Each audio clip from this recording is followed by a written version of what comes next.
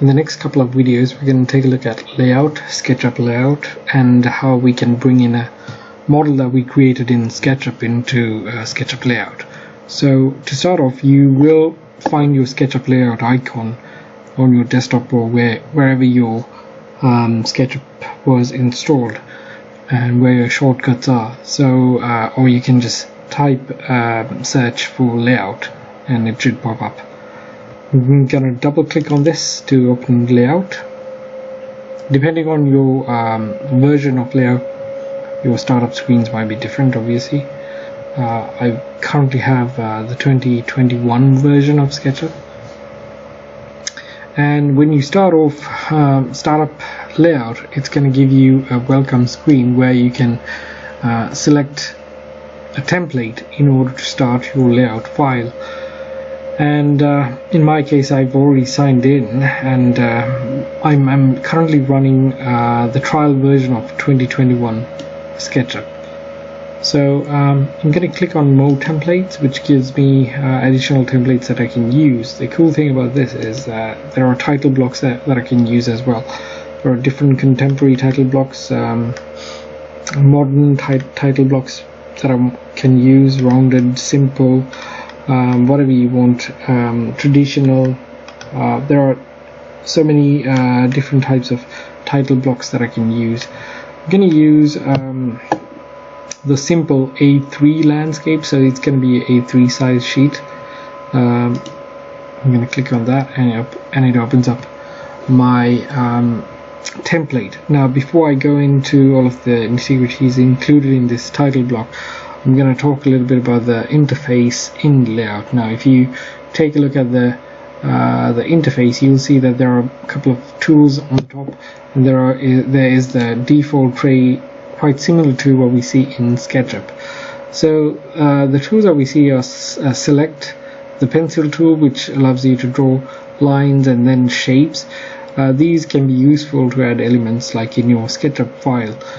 You don't see door sashes and such, the door openings when you bring in a plan. So these kind of tools help you create those inside of layout, and we'll take a look at what these do.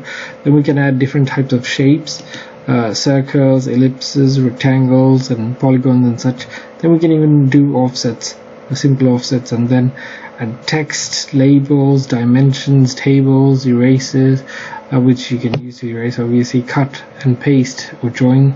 And then you can also use layout for presentation purposes. Well, you can click on start presentation. It's not just to create a set of construction drawings. You can start a presentation by clicking this presentation and just running it like quite similar to a PowerPoint slideshow. And then you can see how that's gonna work. I'm gonna press escape, and you can add pages here. Right now we have just one page. You can navigate through the pages as well. Right now this is the inside page. If I click previous, it's going to show me my cover page. This is going to be the cover page for my construction set of drawings.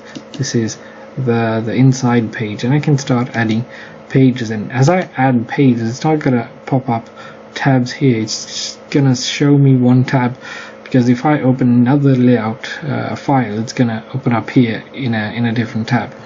But you can navigate through the pages by using these arrows, like so.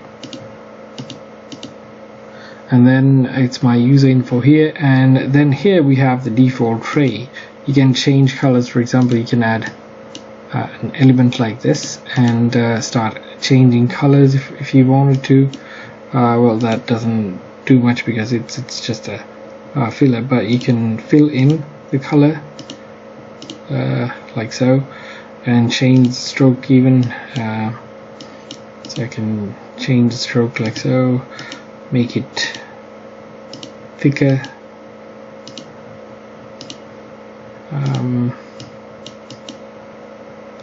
and even add patterns like that. So you can add elements in here. Then you have shape styles. Well, that's the one that we just looked at. We can use the pattern fills. You can go to different pattern fills. Well, probably you have to select that to add those pattern fills. So many elements that you can work with inside of layout. Then once you bring in a SketchUp model, this is going to be populated, and we'll see what this looks like once we start bringing in SketchUp models. And then the rest is basically things associated with the SketchUp file, and I can just add dimensions if I wanted to, and change the dimension style here. So if I wanted to change the style, the thing that you need to remember is you need to select the element in order to make changes. So you can change the dimension style using this dimension style box, which is quite self-explanatory. Then you can change the text style here as well. So on a larger dimension text, I can do that here. I can also add text if I wanted to here, like random text. So I can go here and go to the text style and maybe make that. If I want to add some text about the project that I'm working on, I can do that by using that particular tool. Then all the pages are provided here. How many pages you have is provided here. And similar to SketchUp, this one has layers as well. So it's always good to organize your drawings, and I can create new layers. So if I wanted a new layer called text, I can add that layer and make sure that this is included in that particular layer. So you can just say right click and say move to the text layer, and it goes into the text layer. And if I wanted to switch off all of the text, I just use that button.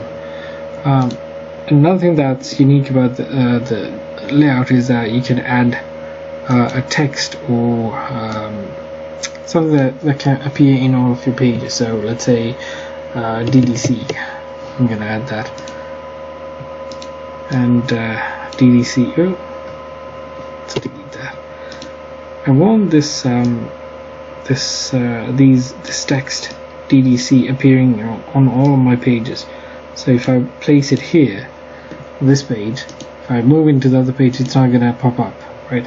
So in order for this to appear in other pages, what I need to do is I need to I can right click and say move to layer and say on every inside page.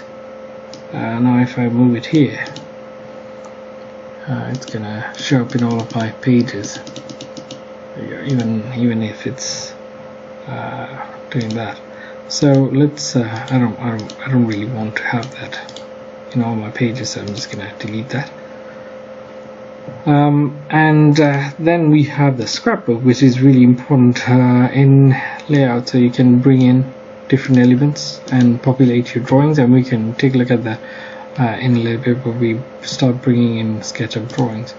And then the instructor, similar to SketchUp, it's going to show you some interesting tool tips of each of the tools that you're working with. The regular Windows menu, we have new, open, close, basic stuff. You can save your file, then you can export your the file as images, PDF, and a DWG. So you can save basically your SketchUp file as a AutoCAD drawing, but it's not really, I don't see a use in doing that, because it doesn't really, sometimes when you add more graphic images, it just takes it onto AutoCAD as a raster image, so it doesn't really make much sense to, at least for me, it makes much sense to bring in a SketchUp layout drawing into AutoCAD.